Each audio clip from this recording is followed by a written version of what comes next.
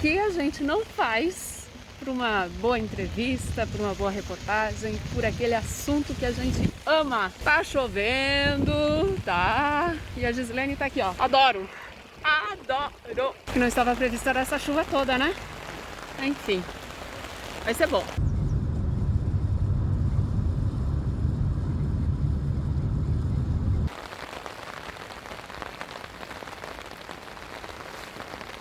Que chuva que nada, tá chovendo? Tá, mas eu estou aqui, olha, na Marina Itajaí. Eu vim conhecer o trabalho que é desenvolvido, que está sendo super reforçado para a pesquisa brasileira e também a pesquisa internacional. Por essa embarcação aqui, olha, este veleiro, o Tara, está percorrendo todo o Atlântico Sul. Esse veleiro teve a companhia de pesquisadores, né, tripulação brasileira, parte dos pesquisadores brasileiros, e a companhia dessa outra embarcação, vermelhinho aqui atrás de mim, que é o Eco, um barco da Universidade Federal de Santa Catarina. Fez a primeira viagem, expedição teste, entre o Rio de Janeiro e Itajaí. O nome da missão é microbioma, então é entender toda a biologia de organismos que são microscópicos. A gente não consegue enxergar a olho nu. Então a ideia geral do projeto é caracterizar essa grande biodiversidade de organismos que existem, entender o impacto também do plástico no oceano, como isso afeta esses organismos, e também entender um pouco mais, né, mapear melhor como é que funciona a circulação nos oceanos e comparar, né, fazer essa relação com a parte biológica, né, como é que é as correntes, como é que as massas d'água do Oceano Atlântico Sul. Eu e a Érica, aqui da UFSC, estivemos embarcados no Tara na 8ª pernada entre Salvador, Bahia e Rio de Janeiro. Foram 20 dias de navegação e nós focamos nossa pesquisa na cadeia de montanhas submersas entre o estado de Espírito Santo e a Ilha de Trindade.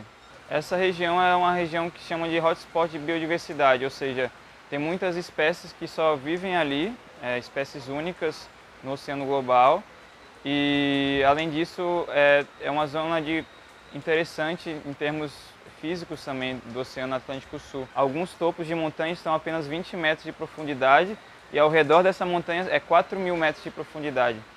Tá? Então isso muda muito o ambiente e gera um efeito de ilhas que chamamos, né? Então existem espécies que vivem somente naquela região, tanto das espécies planctônicas, as espécies que vivem à deriva na coluna d'água, como espécies que vivem também associadas à montanha, né?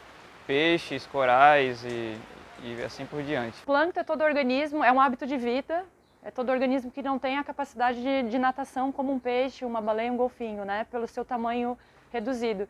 Então, aonde a água do mar vai, aonde as massas de água, as correntes vão, eles vão junto. Então, ele é um modelo de estudo muito interessante do ponto de vista de mudanças climáticas, porque eles têm uma rápida resposta, aumento de temperatura, qualquer variável no oceano que muda, eles rapidamente têm uma resposta em toda a cadeia alimentar. Eles são considerados a base da cadeia alimentar, né? Então, fitoplâncton são microalgas, então elas absorvem a luz solar e CO2 na atmosfera, transformam em energia, né, em biomassa para crescer e liberam o oxigênio como produto. Estima-se que o fitoplâncton ele produz, né, até metade do oxigênio que a gente respira, né? No plâncton tu vai ter bactérias, vírus, microalgas, zooplâncton. Zooplâncton são os pequenos animais, né, que tem no oceano.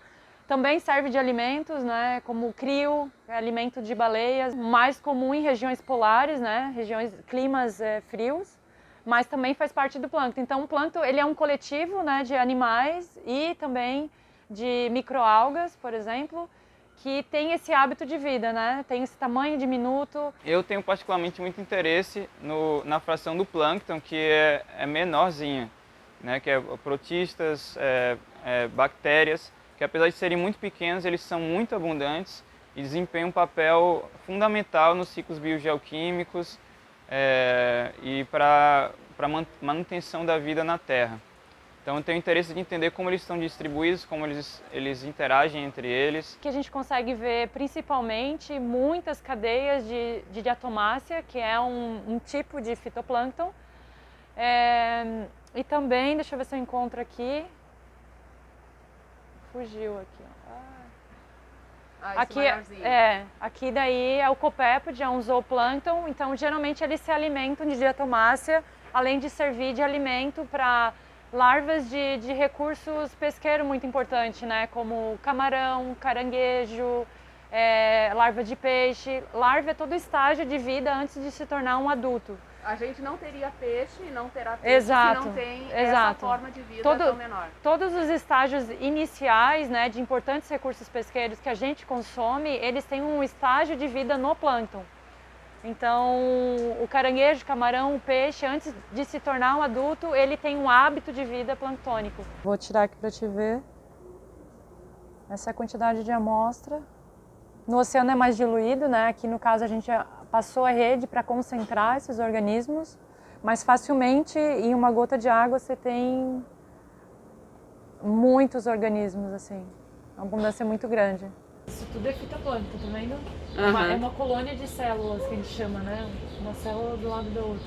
E aqui o zooplâncton, tu vê ele nadando. Esse aqui tá meio parado. Ó.